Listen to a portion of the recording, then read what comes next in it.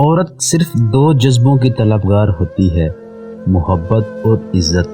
جو آدمی عورت کی چھوٹی چھوٹی غلطیوں کو نظر انداز نہیں کر سکتا، وہ اس کی بڑی خوبیوں سے کبھی فائدہ نہیں اٹھا سکتا۔ ہمارے معاشرے میں جب عورت کا رشتہ کرنا ہو تو عورت کا ماضی دیکھا جاتا ہے اور مرد کا مستقبل۔ عورت کا گھر برباد کرنے والے اس کے ارد گرد بہت ہوتے ہیں، مگر جب عورت برباد ہو جائے تو دور دور تک کوئی دکھائی نہیں دیتا، نہ اپنا نہ پرایا۔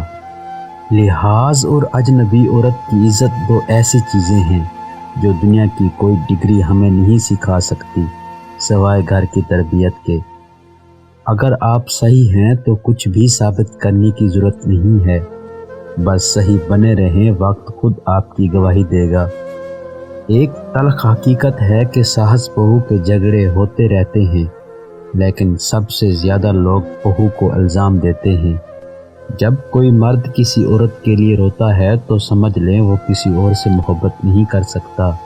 کچھ لوگ محبت کے لیے بنے ہی نہیں ہوتے، بس یہی کوئی دو چار دن کسی کو اچھے لگ سکتے ہیں، لیکن محبت ان کا مقدر نہیں ہوتی۔ روح تو بس اس شخص کی محبت کو محسوس کرتی ہے جس سے اس کو سکون محسوس ہوتا ہے۔ کچھ زخم انسان کے کبھی بھی نہیں بھرتے، بس ہم انہیں چھپانے کا سلیقہ سیکھ لیتے ہیں۔ جب عورت تین حرکات کرتی ہے تو مرد عورت کا دیوانہ ہو جاتا ہے۔ ماتھے پر بوسہ دینا، نخرے کرنا، پریشانی میں سہارا دینا۔